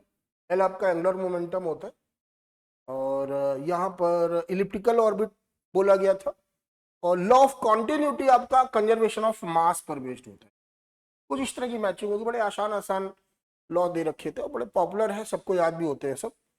तो किरचॉफ ए का थर्ड, तो ये तो देखने से ही कट्टम कट्टी हो गई यहाँ पे। तो किरचॉफ करंट लॉ आपका चार्ज के साथ, ए का थर्ड दिख गया, ठीक है, बी का सेकंड दिख गया। भैया ये तो देखो गड़बड़ हो गया, बी का सेकंड, सी का फोर्थ, डी का फर्स्ट। तो हमारा सेकंड ऑप्शन क्या हो गया? सही हो गया। तो बेटा मैंने कोशिश की है आपको कि अगर किसी क्वेश्चन पे डाउट आया हो तो मैं उसको दूर कर पाऊँ। तो बस आप मेहनत करते रहिए, कुछ नया मत पढ़िए, जो गलतियां हो रही है उसको सुधार करिए। चलिए फिर मिलते हैं। जय हिंद, थैंक यू।